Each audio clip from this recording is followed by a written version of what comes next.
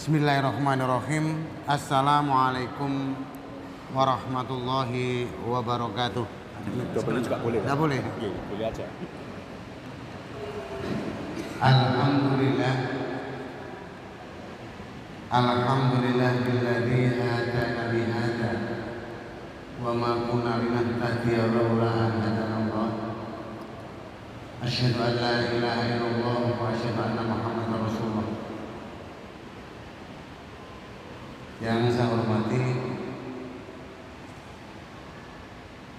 guru dan mentor saya, Prof. Milam. Ini kiai saya, karena secara guru saya, karena beliau ini dosen IAIN, sekarang UIN. Saya dulu mahasiswa beliau, cuma memang beda fakultas. Beliau di sastra Arab Adab, saya di fakultas dakwah. Pimpinan daerah Muhammadiyah Sidoarjo, pimpinan cabang Muhammadiyah se-Kabupaten Sidoarjo, pimpinan daerah Aisyah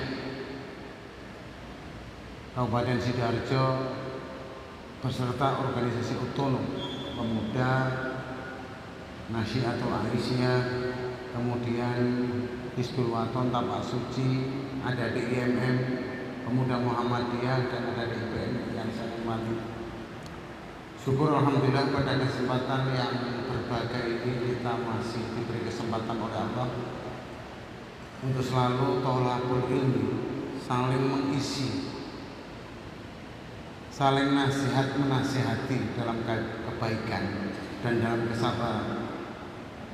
Watawasau bil haq watawasau bis sabr.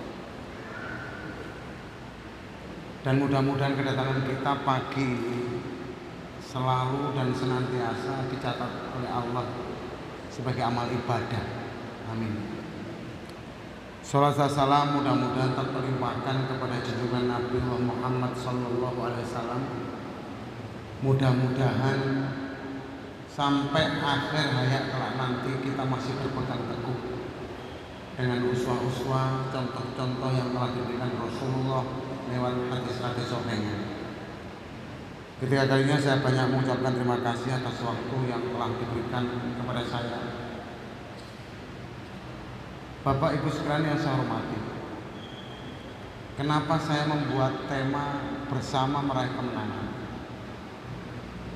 Itu berangkat dari kajian-kajian kecil yang digagas teman-teman pada waktu itu tentang positioning umat Islam, baik secara lokal, nasional, bahkan global. Ternyata setelah dikaji dari kajian apapun, itu ternyata termarginalisasi karena sistem.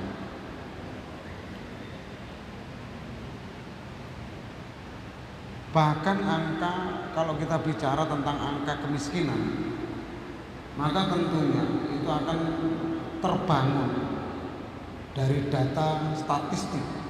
Itu terbanyak adalah umat Islam, baik secara global maupun nasional. Padahal jumlah umat Islam ini sekarang luar biasa banyaknya, perkembangannya di Eropa luar biasa. Tetapi kalau kita kaji secara mendalam, ternyata kondisi umat Islam baik secara politik, ekonomi, sosial, budaya ini dalam kondisi termarginalisasi.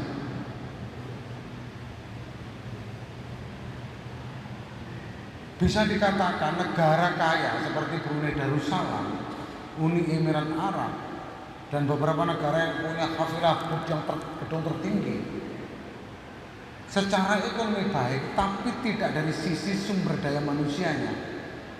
Tapi kalau kita mau jujur, seperti Brunei Darussalam, ternyata kayanya itu karena sumber daya alam yang dieksplorasi secara besar-besaran. Tidak seperti Singapura yang kemudian itu karena SDM yang bagus, negara kecil secara ekonomi powernya kuat.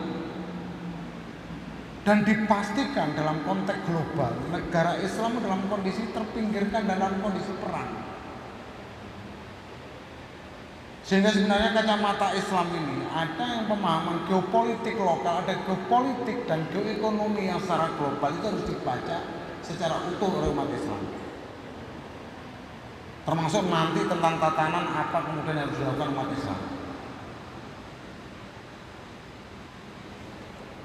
Saya baca salah satu tulisan dari seorang ekonom indef yang bernama Eni Sri Hartati. Ekonom indef ini menyampaikan pandangan terkait ketika seorang Yusuf Kala mengatakan dalam kajiannya itu mengatakan ternyata dari 10 orang kaya di Indonesia hanya satu adalah umat Islam. Sehingga kalau kita hitung dari 10 orang terkaya, 90 orang itu adalah umat Islam. Nanti kita akan coba urai satu persatu, termasuk diantaranya kenapa kita harus bersatu membuat konsep jelas tentang gerakan-gerakan Islam ke depan. Baik dalam konteks ekonomi, baik dalam konteks politik, sosial, budaya dan lain sebagainya. Itu nanti akan kita coba baca dari kajian-kajian data. Ekonom indef mengatakan hubungan nyata antara kemiskinan dan umat Islam itu ada, bukan kasuistik, bukan kausalitas. Kata Profesor Eni mengatakan ada variabel yang mengatakan dengan jelas Indonesia sampai hari ini mayoritas penduduknya adalah umat Islam.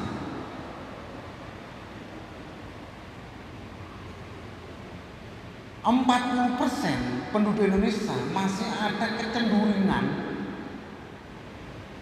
rentan kemiskinan yang dipastikan ketika 40% diantaranya karena jumlah mayoritas pasti adalah umat Islam.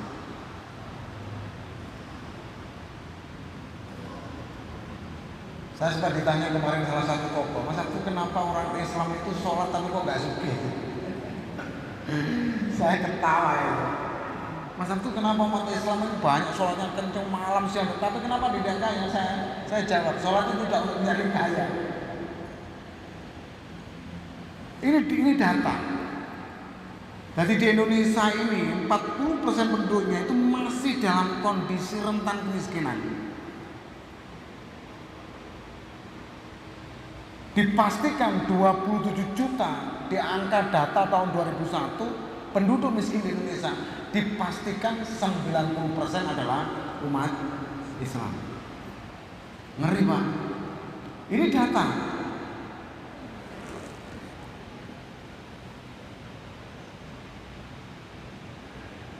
Apa yang melatari sebagian ini? Dengan jumlah penduduk mayoritas itu tidak bisa mengangkat. Ternyata dari kajian beberapa orang, karena kesadaran umat Islam tentang zakat itu sangat rendah di Indonesia ini. Ini data Pak. Jadi orang Islam itu harus data, tidak rekayasa kemudian tidak apa?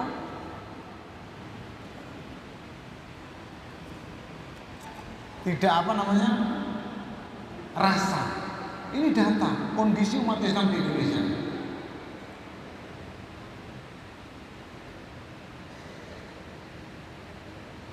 Kemudian dari kajian salah satu dosen Universitas Muhammadiyah, beliau mengatakan kenapa kondisi terjadi dan kemana umat Islam kemudian terpecah belah kemana-mana. Ternyata kajiannya cuma satu ketemu pada itu diskusinya, karena tidak ada tokoh sentral yang bisa mempersatukan kondisi umat Islam sekarang ini. Ketika ada pertanyaan kenapa partai politik Islam kemudian tidak bisa menyatukan kondisi umat Islam yang sementara ini tertinggal dari sisi manapun, dijawab pada diskusi itu, dia menyebutkan karena partai Islam itu tidak menggunakan konteks prinsip dalam kondisi keagamaan, tetapi justru memanfaatkan psikologi masyarakat Islam untuk memilih. Sehingga kalau jenengan pernah lihat kajiannya salah satu lembaga survei, kekuatan Islam semakin hari semakin turun, lebih cenderung percaya kepada kelompok-kelompok yang bukan Islam. Ini menjadi persoalan serius Bapak-bapak, Ibu-ibu sekalian yang saya hormati. Dan kajian yang kemudian terjadi betul. Karena apa? Umat Islam tidak memahami konteks agama secara utuh. Umat Islam tidak memahami agama secara komprehensif. Ketika Allah larang umat Islam bercerai-berai, wa'tasimu bihablillahi jami'a wa la tafarraqu. Tapi kenyataan terjadi adalah umat Islam tidak kelihatannya berpegang teguh dengan tali Allah, tetapi substansi dari gerakannya justru bercerai-berai. Apa yang kemudian membawa umat Islam mengalami kemunduran dari sisi manapun? Ternyata kita ini tidak pernah kompak. Ternyata kita tidak pernah bersatu. Setiap ada persoalan mesti kita bicara tentang mufaroqah, perpecahan yang kemudian semakin hari semakin menganga.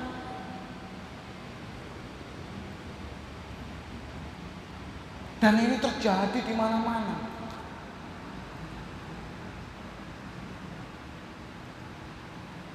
Orang Muhammadiyah ini kan berkemajuan kata Prof. Wilam. Tapi ketika beda pilihan partai itu pun kemudian jadi tidak berkemajuan.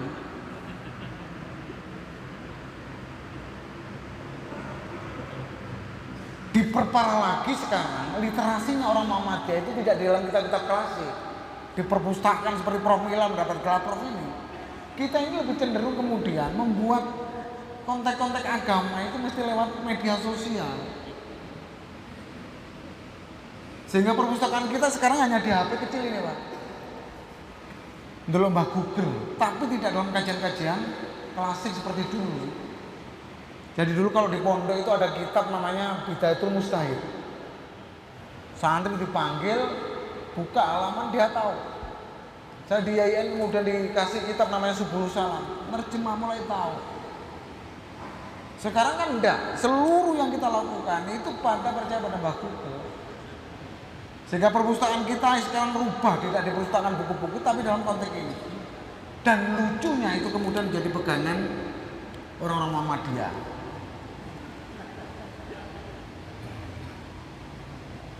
Serius Pak. Ada orang Muhammadiyah itu yang antipati dengan putusan tarjih. Serius. Dia lebih suka membaca di media sosial karena kajian-kajian yang dilakukan oleh teman-teman kita yang lain. Padahal saya sering katakan yang disebut dengan tarjih itu adalah ijtihad jama'i. Dan itu dikaji secara utuh dalam mukernas tarjih dari beberapa unsur keilmuan kemudian menjadi keputusan. Loh itu ada nggak mau kok. Saya punya kiai sendiri. Teman-teman NU itu aja menggunakan ba'dul masail ya. Kita ini punya namanya tarjih, tetapi itu jangan digunakan. Karena apa? Merasa kurang terp dengan apa yang diputuskan oleh tarjih. Padahal itu adalah ijtihad jama'i. Dan terjadi Pak di mana-mana di Muhammadiyah. Sehingga orang Muhammadiyah itu kalau dibariskan sulitnya minta ampun. Berarti mau nenek ngomong Fatihah ghairil maghdubi alaihim waladhdallin kita kok amin tagak Pak. Itu orang Muhammadiyah sekarang ini. Padahal konteksnya sederhana. Saya kemarin baca bukunya Profesor Yunahar Ilyas. Ngeri tentang masalah kemudian. Wala tafarraqu, jangan bercerai-berai, tetapi kondisi umat Islam bercerai-berai. Bagaimana kita ngomong ekonomi, bagaimana kita ngomong politik dengan jumlah basis massa mayoritas, tetapi termarginalisasi dalam konteks politik di Indonesia, ekonomi di Indonesia. Ada apa masalahnya umat Islam? Ternyata umat Islam ini mufarroqah, saling benci-membenci, saling terpecah belah. Saya kemarin diingatkan jamaah salah satu Muhammadiyah, Mas sekarang itu kan sudah mulai gandeng antara teman-teman NU dan Muhammadiyah. Maksudnya Mas, ya ini kan sudah ada Anies Baswedan dengan Caimin. Itu kan sudah Muhammadiyah sudah. Ini harus kita dukung agar kemudian muncul tidak mufarokoh lagi dengan teman-teman yang lain. Saya hanya diam, nggak ngomong itu. Ini politik misalnya.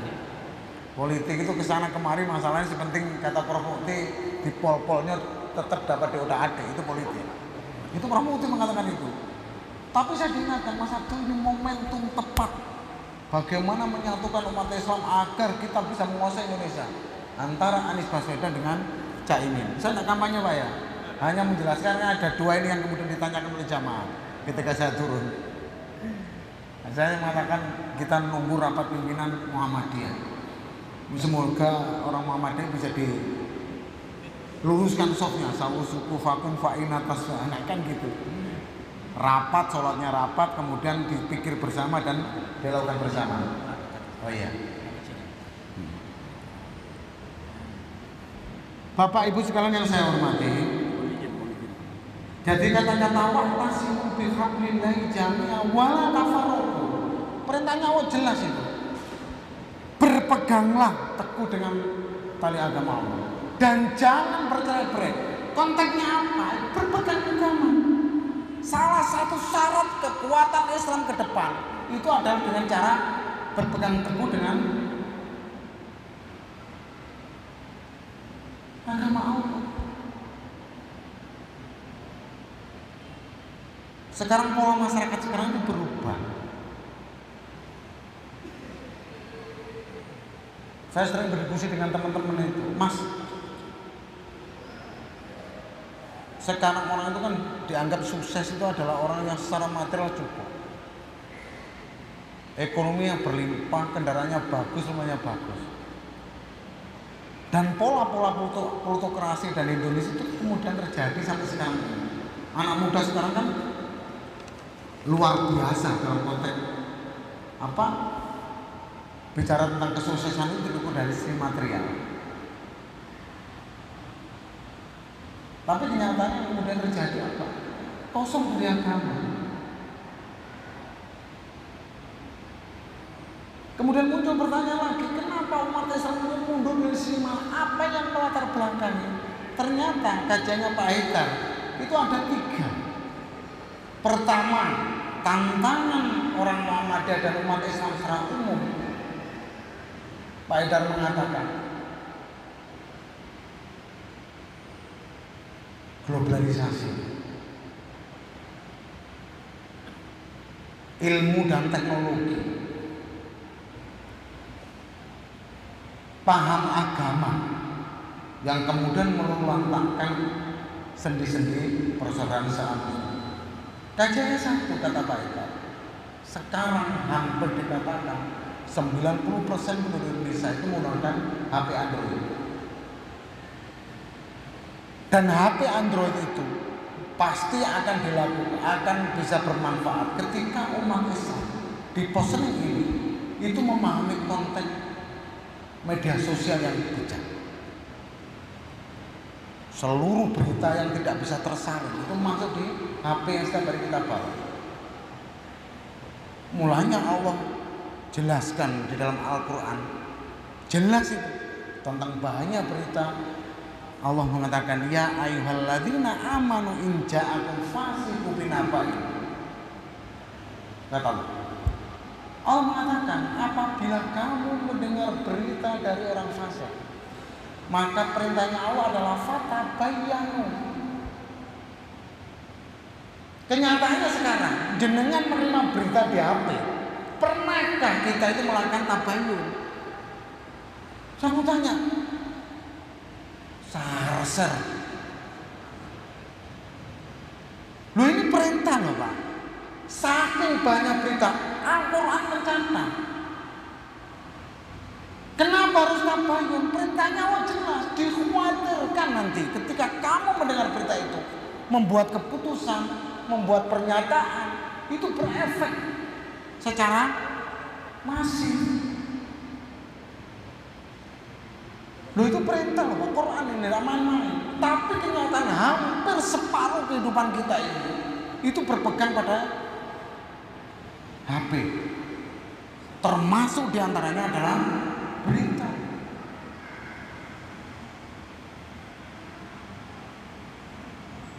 Ini sumber persoalan umat Islam. Sehingga orang setiap kali membuat fitnah di media sosial itu berefek dunia sekarang. Dulu Pak, kalau ada orang kemudian tidak suka dengan tetangganya, itu hanya cangkulan ber-5 orang. Dan itu hanya berlaku pada 5 orang. Sekarang grup WA itu luar biasa, media sosial. Sekali berita itu sampai upload dan itu sudah lempar di dunia maya, itu tidak bisa terbendung.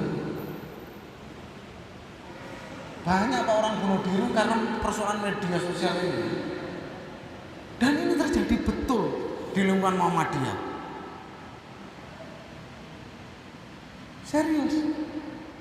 Saya pernah ngomong di satu tempat di Sidoarjo. Saya dulu tuh pernah khotbah ngamuk-ngamuk karena ada orang tim sukses presiden perempuan dianiaya. Ngamuk sampai mengatakan laknat Allah gitu. Ternyata besok setelah terklarifikasi, ternyata udah plastik. Loh, ini berita luar biasa. Efek sosialnya. Mulanya Allah katakan, ya ayyuhalladzina amanu in ja'akum fasiqun binaba'in. Kata Allah, apa? Fatabayyanu an tusiba qauman bijahalatin fatusbihu ala ma fa'altum nadimin. Kata Allah. Ketika kamu mendengar berita dari orang fasik, ini latar belakang umat Islam mundur karena ini, Pak. Jika datang, wahai orang-orang beriman, disebut orang beriman, jika datang kepadamu orang fasik siapa, Pak? Ya sembahyang, ya sholat, ya puasa, tapi kelakuannya tidak Islam. Orang fasik membawa berita, maka perintahnya fatabayanu, periksa dulu berita itu. Saya mau tanya jenengan semua, ketika mendengar berita, pernahkah kita mengklarifikasi berita itu dari mana? Tidak, Pak. Saking bahayanya ini, gak main-main. Kenapa sering saya sampaikan ini? Karena penyakit dan perpecahan umat Islam berangkat dari berita-berita yang tidak tepat. Mulanya ini sampai tertulis di dalam surat Al-Hujurat ayat 6 ini menjadi kekuatan baku bagi kita untuk hati-hati mendengar berita. Umat Islam itu loro terus, Pak.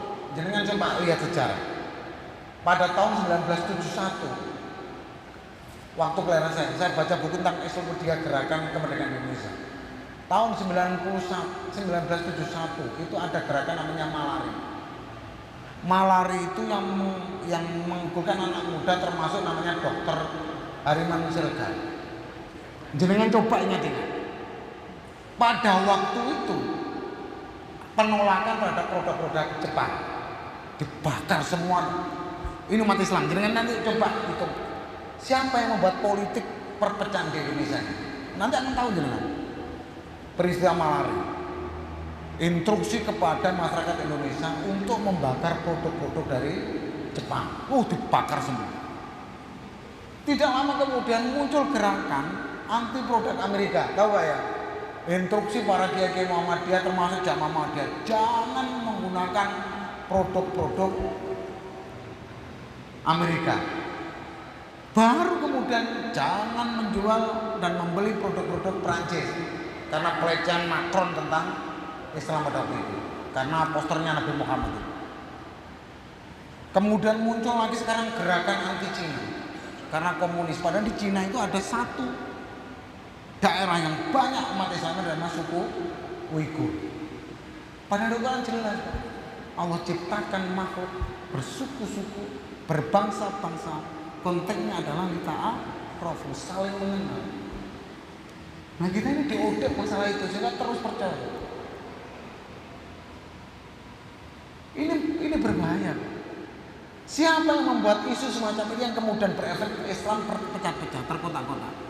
Karena kita tidak punya filter yang kemudian bisa meredam berita yang kemudian bisa masuk tanpa pernah kita bisa bendung. Ketua PD, ketua wilayah tidak bisa membendung berita di media sosial. Dan ini betul-betul meluluhlantahkan sendi-sendi kepercayaan masyarakat terhadap sesuatu yang dibangun. Jangan percaya enggak? Ada berita tentang keset. Pernah kan di medsos itu? Dibuka kemudian di dalamnya ada ayat Al-Quran. Buh, umat Islam kumpul demo dan lain sebagainya. Berapa ribu duit yang keluar. Pernah nggak jenengan beli keset kemudian jenengan buka di dalamnya ada ayat Al-Quran? Tidak ada Pak. Itu pasti produk yang kemudian akan bisa memecah belah umat. Pernah jenengan di media sosial ada sandal yang tulisannya lafaz Al-Quran. Lu lalar gawe tanya itu. Itu by design Pak. By design.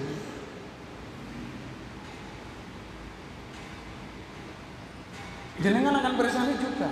Indonesia itu negara kaya raya dengan produk nikelnya. Padahal mobil masa depan itu menggunakan untuk energi baterainya itu dari nikel. Bayangkan sampai sekarang Indonesia itu tidak bisa memproduk kelebihan yang diberikan Allah berupa sumber daya seperti ini. Itu karena politik global.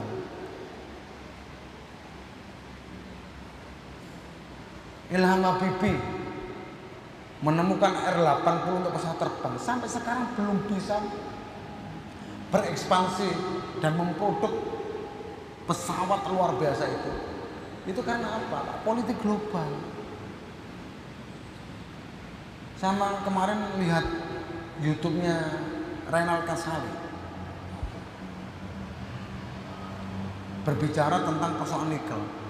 Kenapa Indonesia kemudian itu mengambil perusahaan Cina bisa masuk ke Indonesia untuk bisa membuat tenaga baterai untuk mobil listrik. Ternyata Pak, dari sekian banyak negara yang memproduk bisa menggunakan teknologi canggih tentang membuat produk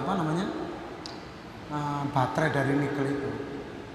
Jangan nanti buka di data itu hanya Cina. Jepang kalah, Jerman belum, Inggris belum. Padahal itu produk limbah itu jadikan teknologi yang luar biasa. Makanya dulu itu kan carilah ilmu sampai ke negeri Cina. Padahal biarpun hadisnya tidak soke itu ya. Karena memang Cina itu secara budaya bagus. Yang tidak bagus karena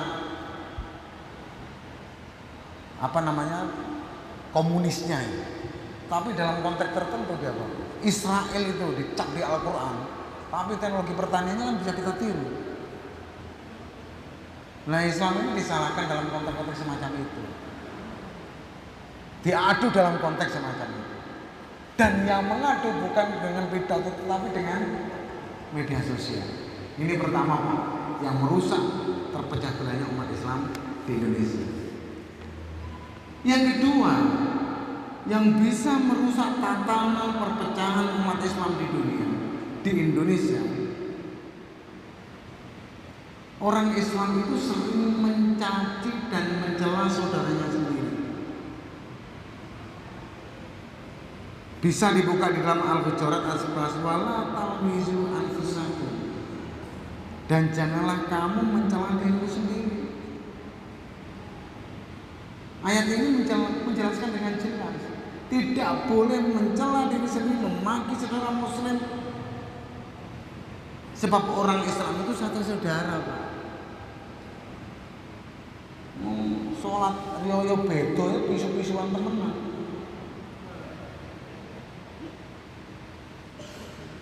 Di Jombang sampai mengatakan akan saya bunuh orang Muhammadiyah. Ternyata setelah dihukum sekarang dipecat ya nangis itu. Harus ada diskusi menarik Pak. Saya sering Pak diskusi dengan teman-teman NU itu. Mas Abdul, kenapa sih orang Muhammadiyah itu sholatnya kok mesti beda dengan Muhammadiyah? Apa dengan NU?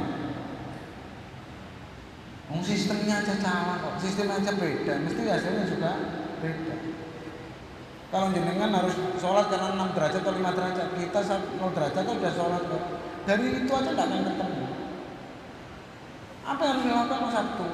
Kita buat kalender, penyatuan kalender Islam. Itu baru keren. Sampai terjadi dialog menarik. Nah kalau kita tidak punya kalender Islam, sampai kapan kita ini akan bicara tentang kebersamaan dalam konteks? Ayo tak semeleh gitu. berdiskusi dengan utuh, dengan terbuka tanpa melihat sisi politis kegengsian kita. Itu penting, Pak. Karena Islam kalau model gini sampai kapanpun tidak akan bisa bersatu. Ya dahlan menentukan arah kiblat itu baru bisa diterima 100 tahun kemudian. Saya sering gojoloki teman-teman dari Nahdien, umpamanya sampai ini sholat apa masih untung nyekel kalender masih. Umpamanya Komariah ngeluh sama Hijrah ngeluh. Seluruh kegiatan kita ini mesti berupa tanggal dan hari. Umpamanya satu, Mas Arief mengundang mantu mengharap kehadiran Bapak Ibu dalam pernikahan putra kami pada tanggal 30 Dzulhijjah, acara resepsi. Nah kalau dia mau program pada kisah pada waktu tentukan nikah ngantene siap, makanya siap diruyah, ternyata kemudian tidak cocok, mundur lagi Pak, ngantene muring-muring jajane mabuk kabeh. Untung kita ini masih menggunakan kalender Masehi. Loh itu teman-teman anu baru sadar Pak, 1-2 orang. Ayo Mas kita diskusi bareng tentang membuat kalender bersama. Karena itu jalan satu-satunya agar kita tidak pecah. Jenengan kejah ke Bandara Juanda naik pesawat, itu semua menggunakan jam dan hari. Berangkat pagi tek mohon izin bagi penumpang di Bandara Juanda yang katanya hari ini ternyata hasil rukyah kemarin, hari ini masih belum tanggal 29. Balik meneh Pak Wedi. Susah sudah.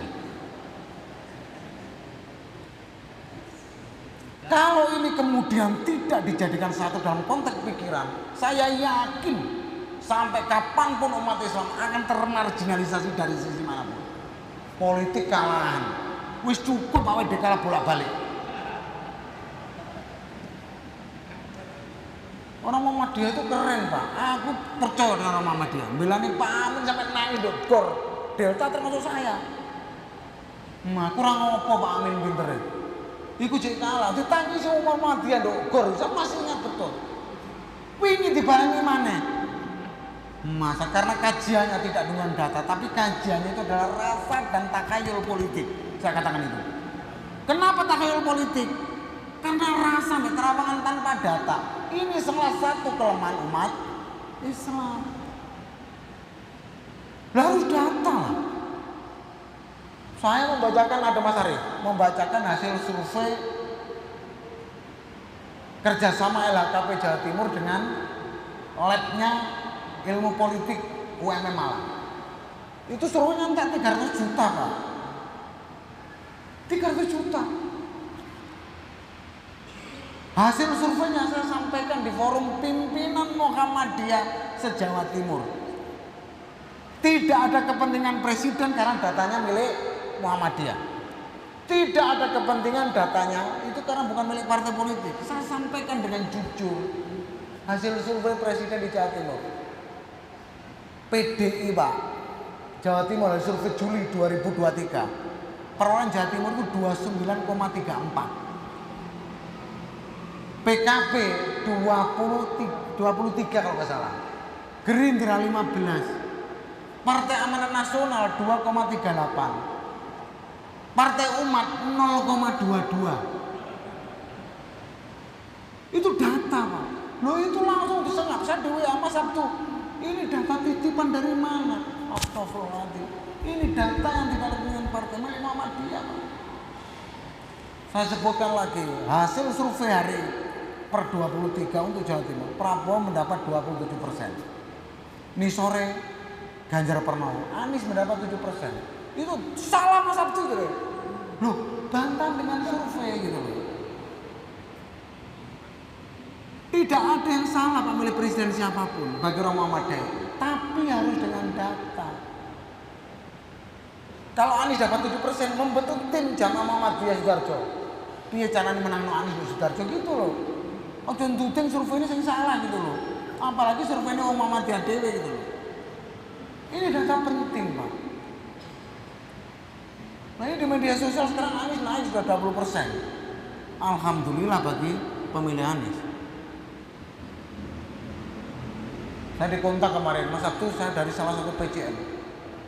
Siapapun wakil presidennya, bagi saya adalah Anies Baswedan presidennya. Monggo, enggak apa-apa. Enggak apa-apa. Dan Pak Mila enggak boleh kemudian, oh salah, enggak boleh, enggak apa-apa. Pak Yai.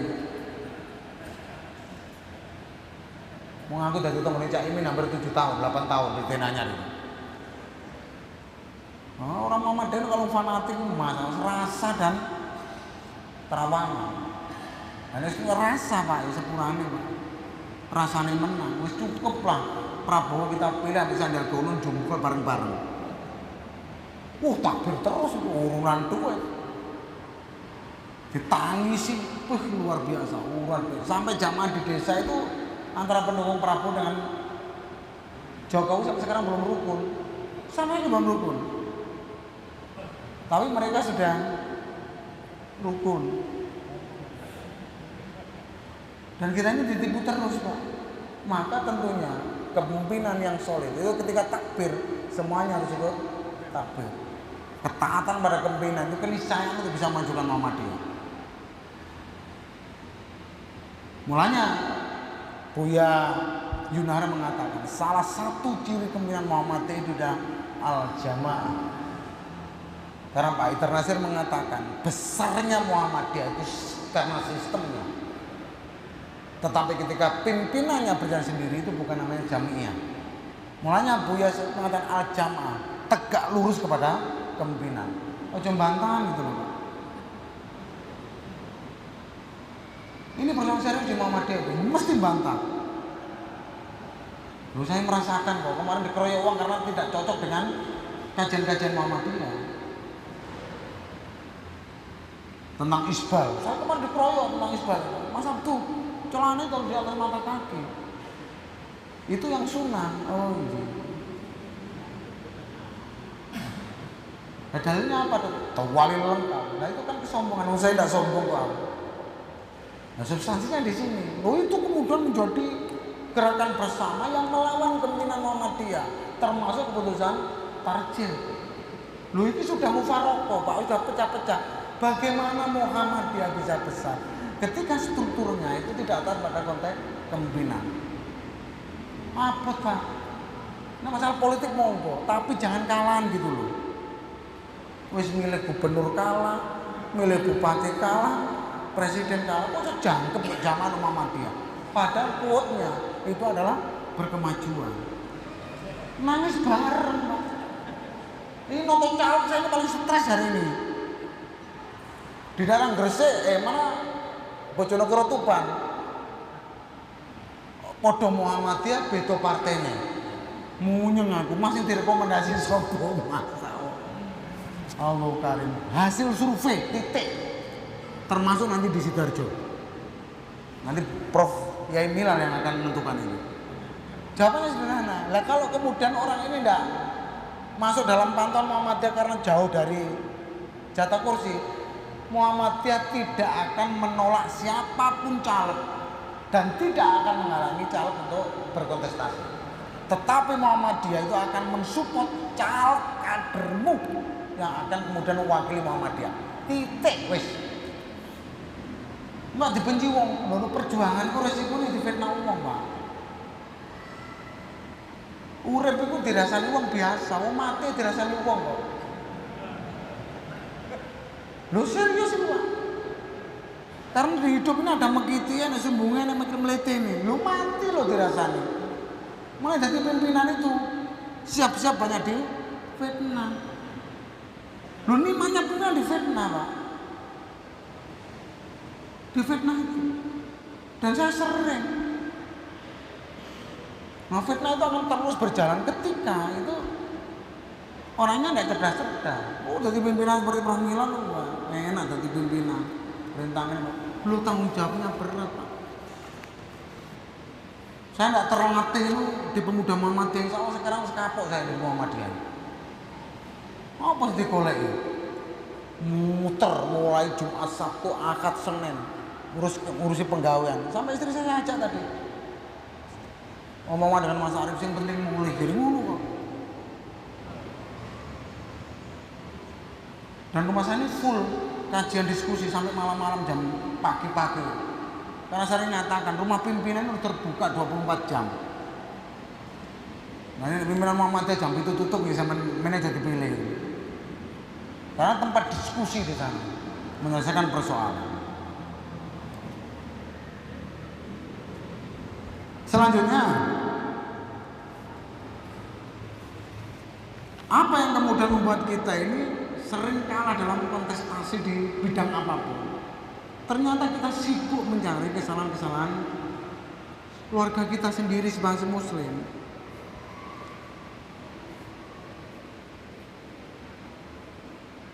Tajasus itu terjadi pada diri kita dan sering kita lakukan tanpa sadar, bahkan dengan sadar.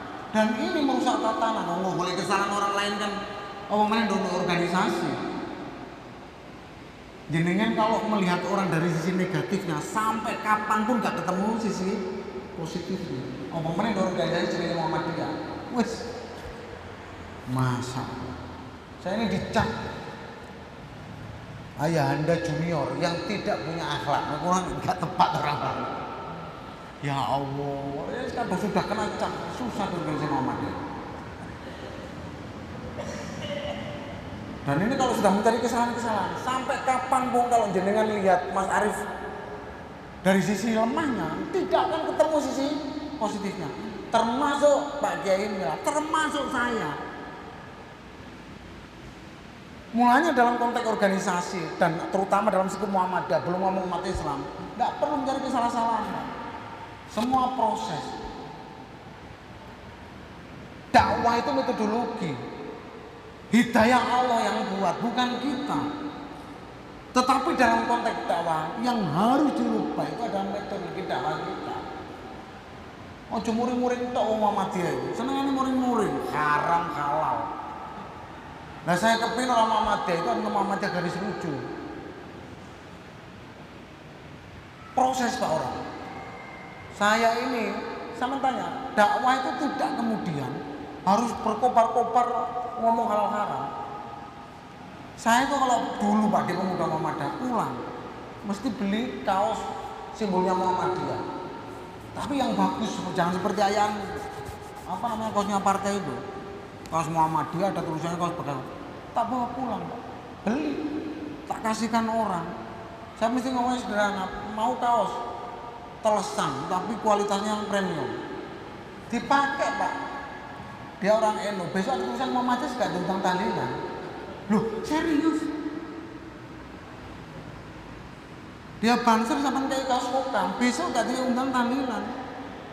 Jamaah kemudian dicak lagi. Jadi proses penyadaran itu tidak dengan menggunakan ilmu yang menurut saya juga egaliter dan humanis itu dakwah Nabi Pak. Muhammadiyah itu organisasi premium. Tapi kenapa kemudian tidak bisa berkembang pesat seperti mereka? Ayo kita coba evaluasi. Jenengan coba cek di cabang jenengan, bertambah atau berkurang? Berkurang yang sepuh seto, tetapi yang muda tidak ada. Kalau ini dibiarkan Pak, amal usaha yang besar ini ke depan siapa yang mewarisi? Kalau kita tidak kaderisasi. Masjid yang kita bangun, kampus besar, Universitas Muhammadiyah Malang, hotel milik Muhammadiyah, SM Tower. Tetapi dari sisi kaderisasi tidak ada dan kemudian terjadi perpecahan di Muhammadiyah. Apalagi ngomong Muhammadiyah. Kita ini kan menjadi marginal.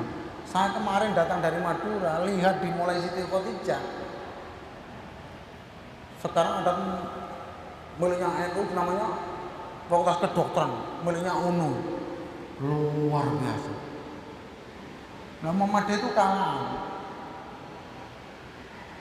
NU sekarang punya 6 menteri, punya wakil presiden 1, biarpun tidur terus.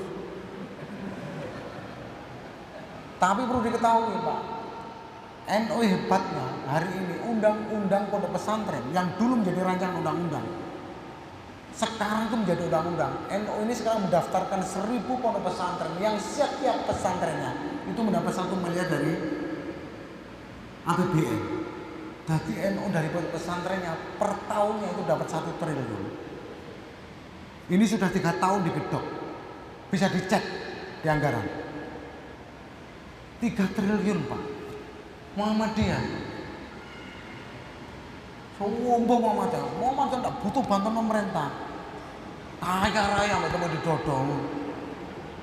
Tapi gurunya barangnya 300.000.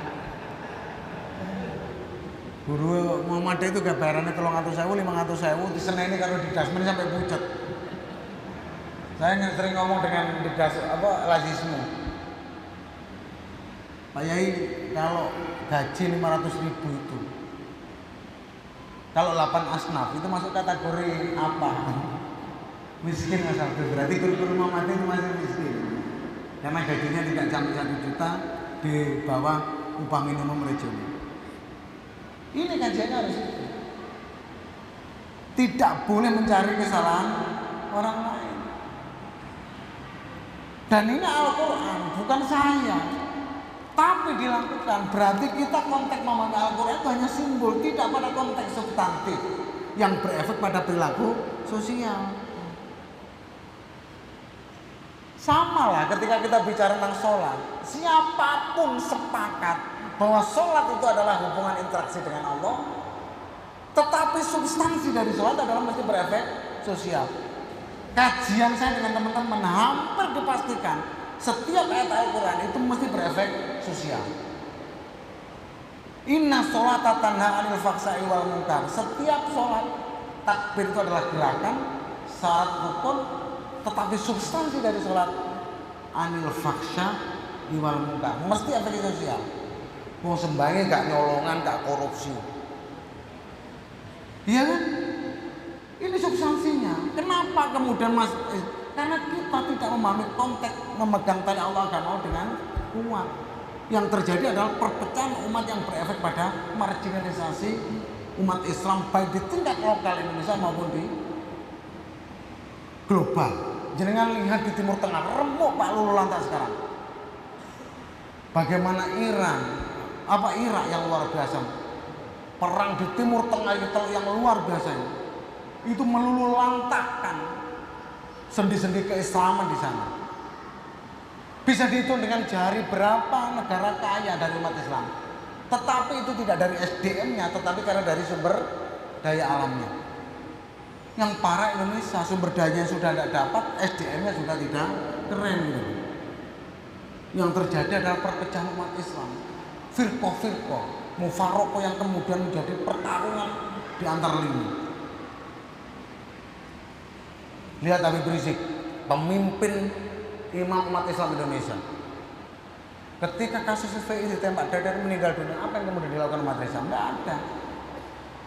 Karena Habib Rizik bukan simbol imam besar umat Islam di Indonesia. Karena Pak Haidar ya imam besar, Said Abdul Sirot ya imam besar. Tanpa ada koordinasi saling yang menguat yang berefek pada kekuatan Islam. Jangan coba lihat kasus Ahok. Bagaimana ribuan bahkan jutaan umat Islam datang ke Jakarta.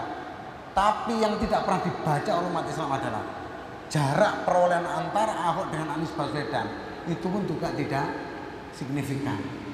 Cuma cek Pak. Dadi wong datang rambangan putih sakmono kae lho nasi. Dengan hasil coblosan antara Anies Baswedan dan Ahok itu secara jarak tidak signifikan.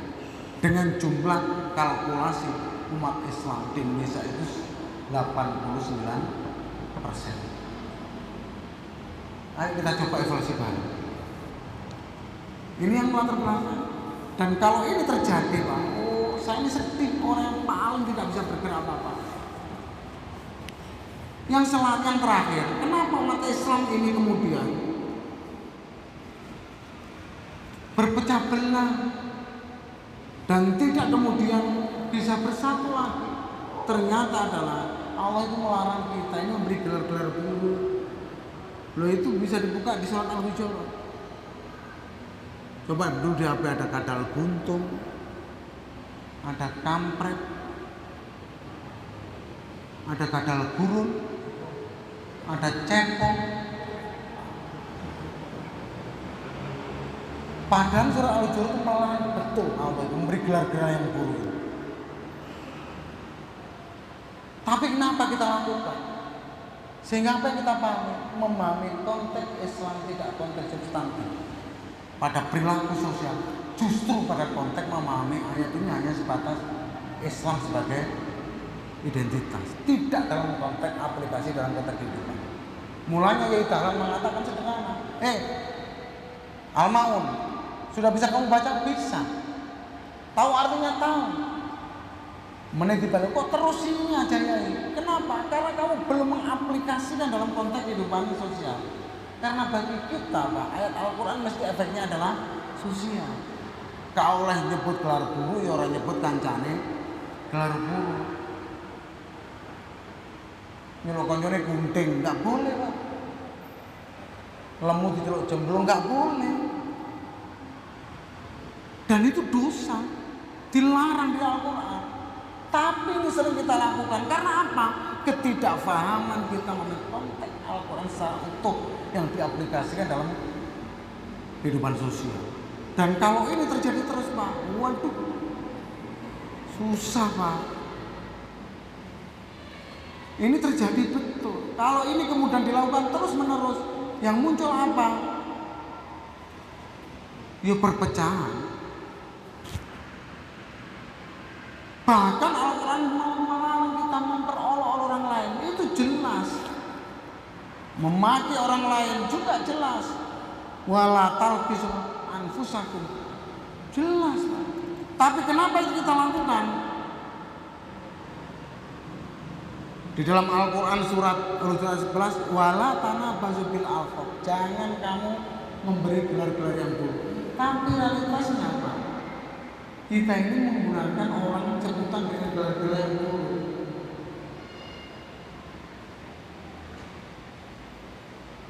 Plonga-plongo, kau enak berat.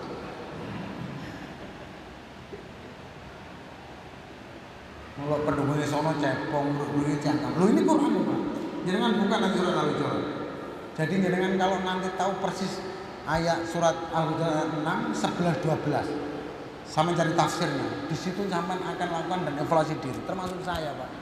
Masya Allah, ternyata banyak yang kita lakukan yang justru itu memperkeruh keadaan dan membuat umat Islam itu tafarruq, bercerai-berai.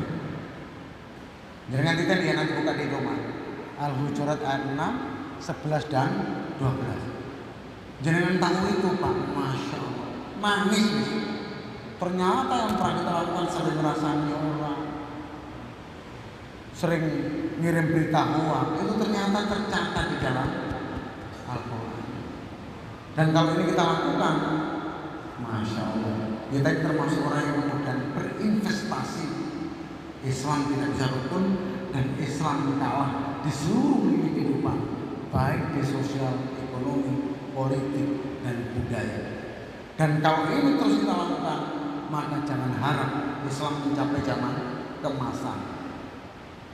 Dan kalau ini terus kita lakukan pendekatan kultural dengan model komunikasi yang baik, saya yakin masih ada harapan besar. Umat Islam itu umat yang sangat dibutuhkan, baik di Indonesia. Bayangkan 89% kompak, apapun akan bisa diselesaikan oleh umat Islam. Tapi kenyataannya kan demikian. Makanya saya sering contohkan, umat Islam milih perang Kontak dan perang Uhud itu. Bayangkan, Pak, orang Nasrani DPR 4 periode itu didapil umat Islam itu menang terus. 4 periode berarti kan 2 tahun. Apa 20 tahun. Itu mewakili umat Islam termasuk Jombang. Orang Nasrani, tulen. Loh. Saya kaget, gereja dikumpulkan dan sepakat ngobrol dia. Loh, umat Islam ini loh. Karena honi rampasan perang. Dikai satusan ya. Jembrundul milih. Ghanimah itu enak didik, terakhir gak enak. Kalau ini kemudian kita hanya persoalan hati dan persepsi tanpa konteks memahami Al-Quran secara utuh, berpegang teguh dengan agama Allah, tali Allah. Dan kita sering bercerita, maka tidak ada mimpi kita itu menjadi kekuatan besar. Maka yang harus kita lakukan adalah bersatu, mengkaji, berdiskusi, menghilangkan rasa dengan rasionalitasnya tadi yang berefek pada konteks apa? Penyatuan persepsi, Pak. Jadi ini Sabtu saya ketemu Pak Prof. Kiai Milal instruksional, jamaah takbirnya juga kencang. Ojo kemudian boleh alasan. Dan ini kalau terjadi betul di dalam konteks politik dan ekonomi, saya kira kita ini menjadi orang yang tertata betul. Janji Allah kepada kita tidak akan, tapi yang kemudian tidak bisa kita tepati adalah karena kita tidak berpegang teguh pada konteks Al-Quran secara betul. Ini nanti tahun politik, pasti jenenge duit berseliweran. Tes kayaknya cuma sederhana. Orang Muhammadiyah itu suka perang Khandaq atau perang Uhud. Kalau perang Badar, kalau perang Khandaq itu ada strategi taktik dipikir bersama kemudian kemenangan Islam. Dan perang Uhud itu adalah ghanimah rampasan perang. Dicolot royokan orang Islam kemudian kalah, sehingga jadi kita diwakili orang Kristen sama 4 periode. Lah Muhammadiyah jumlahnya banyak, Sidarjo Surabaya. Kalau kompak, insya Allah jumlah LDI dengan Muhammadiyah banyak Muhammadiyah. Sehingga wakil kita ke depan, insya Allah orang Muhammadiyah ansih terima. Bukan LDI gitu loh. Karena LDI itu beda dengan Muhammadiyah. Sama ketika saya ditanya teman-teman, masuk PBB Mas, karena apa? PBB itu sama dengan Muhammadiyah. Keliru sampean. Dewan dakwah Mas, ya Dewan dakwah. Kalau sampean setuju dengan Muhammadiyah, tidak akan mendirikan Dewan dakwah Islam Indonesia. Sama ketika sampean bicara beda antara LDI dengan Muhammadiyah. Saya ini bukan kampanye, Pak. Saya kepingin Muhammadiyah garis lurus, garis lucu, dan taat pada komando bahwa lebih baik milik kadermu. Biar nanti yang manggil adalah beliau Pak Yai Profesor Milal. Kowe kader Muhammadiyah, wakil Muhammadiyah. Saya instruksikan orang Muhammadiyah gak butuh duit, tapi saya minta kamu ngeramut Muhammadiyah. Kan berani, Pak. Mantap Pak Yai. Berarti milih gak salah terus, Pak. Gremeng sampai misalnya itu totok kan, Pak. Ini penting. Sebagai penutup kajian akad pagi ini, karena nanti sebentar lagi kita harus ngadenan dengan, karena hari ini Pak Sultan nikah lagi karena istrinya kan sudah meninggal. Saya kira itu yang perlu saya sampaikan Bapak Ibu sekalian yang saya hormati. Jadi ternyata kajian dari hasil ini, saya hanya ingat pesannya Profesor Yunahar, kata-kata al-jamaah itu harus tersosialis sampai tingkat bawah. Karena kata-kata al-jamaah, kata Pak Profesor Yunahar Ilyas, itu adalah kekuatan kita ini ada pada jamaah. Tapi kalau jamaah sudah rontok karena persoalan pribadi, persepsi, tanpa pernah diskusi, yang muncul adalah mufarokoh, perpecahan yang berefek, kita akan termarginalisasi dengan kehidupan yang lebih baik. Saya kira itu perlu sampaikan. Mohon maaf bila ada kata-kata yang berkenan. Billahi bizabil haq fastaghfirul khairat. Assalamualaikum warahmatullahi wabarakatuh.